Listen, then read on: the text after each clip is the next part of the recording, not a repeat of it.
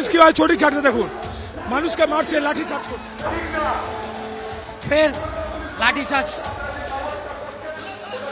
ফের লাঠিচার্জ শুরু হয়েছে পুলিশের। আমরা সেই ছবি দেখাচ্ছি।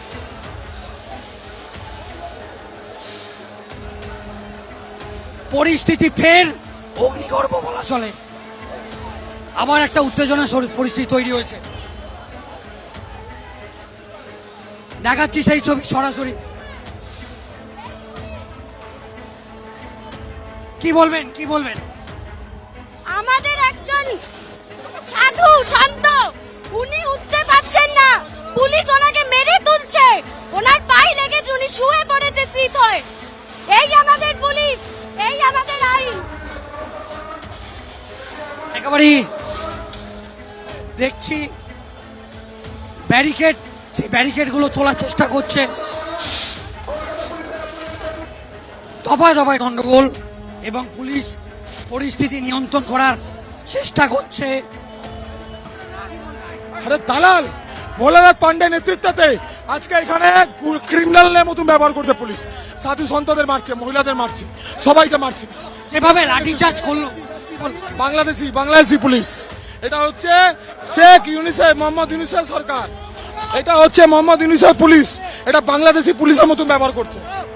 ছেলের ভাত খাওয়াতে চায় মমতার পুলিশ, বাংলাদেশের সমর্থকেরা বাংলাদেশে দালালি করছে কলকাতা পুলিশ আর মমতা ব্যানার্জি। এর ধিক্কার জানাই সনাতনীরা, গোটা পশ্চিমবঙ্গ, গোটা ভারতবর্ষের হিন্দুরা এর ধিক্কার জানাই মমতা ব্যানার্জিকে আর মমতা ব্যানার্জির পুলিশকে। প্রিয়ন্তী রায়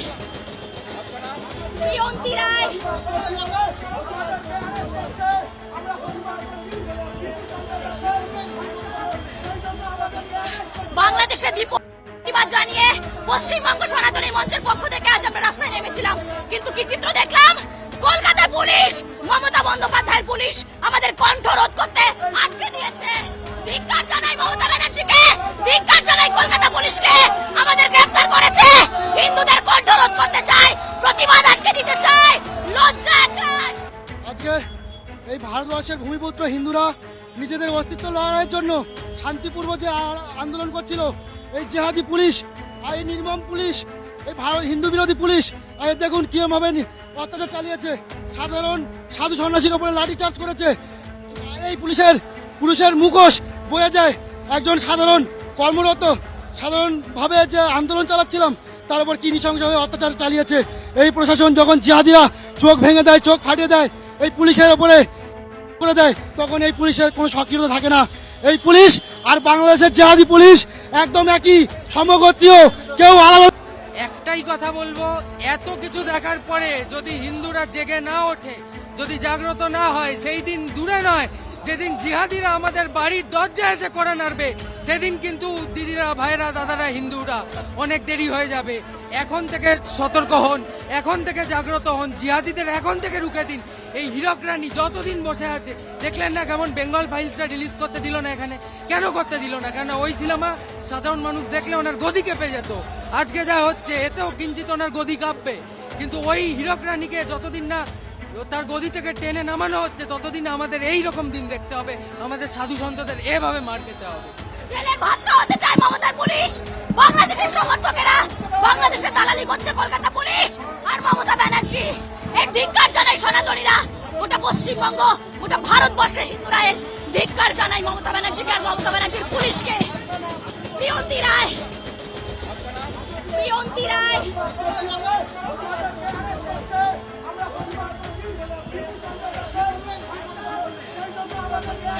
বাংলাদেশে প্রতিবাদ জানিয়ে পশ্চিমবঙ্গ সনাতনী মঞ্চের পক্ষ থেকে আজ আমরা রাস্তায় নেমেছিলাম, কিন্তু কি চিত্র দেখলাম?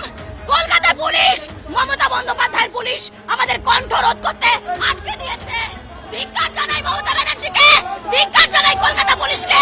আমাদের গ্রেফতার করেছে, হিন্দুদের কণ্ঠ রোধ করতে চায়, প্রতিবাদ আটকে দিতে চায়। লজ্জা একরাশ। আজকে এই ভারতবর্ষের ভূমিপুত্র হিন্দুরা নিজেদের অস্তিত্ব লড়াইয়ের জন্য শান্তিপূর্ব যে আন্দোলন করছিল, এই জেহাদি পুলিশ আর এই নির্মম পুলিশ, এই হিন্দু বিরোধী পুলিশ দেখুন কিরমভাবে অত্যাচার চালিয়েছে। সাধারণ সাধু সন্ন্যাসীর উপরে লাঠি চার্জ করেছে। এই পুলিশের মুখোশ বয়ে যায় একজন কর্মরত সাধারণভাবে যে আন্দোলন চালাচ্ছিলাম তার উপর কি নৃশংসভাবে অত্যাচার চালিয়েছে এই প্রশাসন। যখন জিহাদিরা চোখ ভেঙে দেয়, চোখ ফাটিয়ে দেয় এই পুলিশের ওপরে করে দেয়, তখন এই পুলিশের কোনো সক্রিয়তা থাকে না। এই পুলিশ আর বাংলাদেশের জিহাদি পুলিশ একদম একই, সমগোত্রীয়, কেউ আলাদা।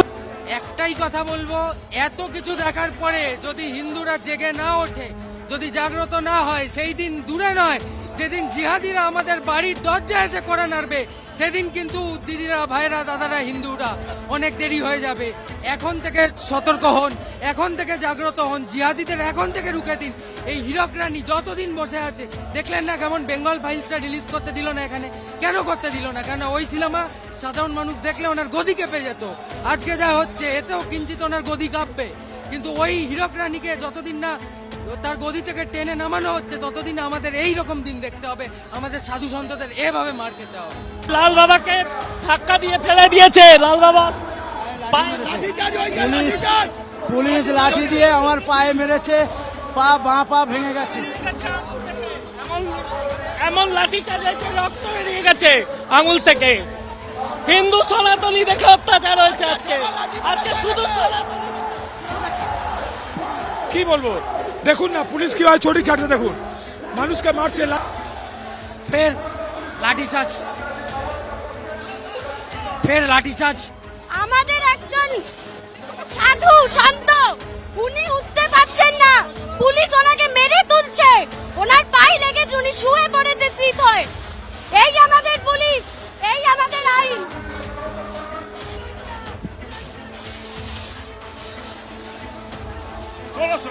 দফায় দফায় গন্ডগোল, দফায় দফায় গন্ডগোল। এবার ভীষণ ম্যানে তোলা হচ্ছে, আমরা সেই ছবি দেখাচ্ছি সেই ছবি সরাসরি।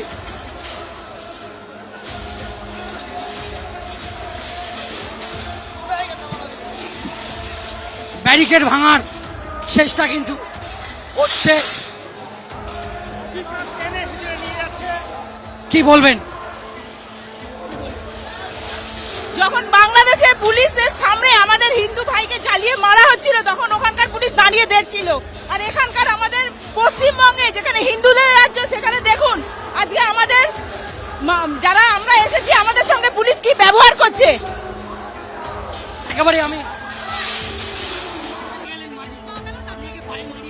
আমাকে স্ট্যাম্পিড করা হয়েছিল, আমার কপাল ভালো, ভগবান শিবের দয়া, আমি বেঁচে গেছি। আমার পোশাকের বস্ত্র কিন্তু খুলে নেওয়া হয়েছে। আমার স্ট্রোক হয়েছিল, তথাপিও আমার বুকে খুব লেগেছে, কিন্তু আমি কোনো পোশাক পরি না, পায়ে জুতো পরি না, একটাই কারণে, বাংলাদেশের হিন্দুরা কষ্ট আছে, তাদের জন্য শরীরের শেষ রক্তবিন্দু। লড়াই হবে, চলবে, চলছে।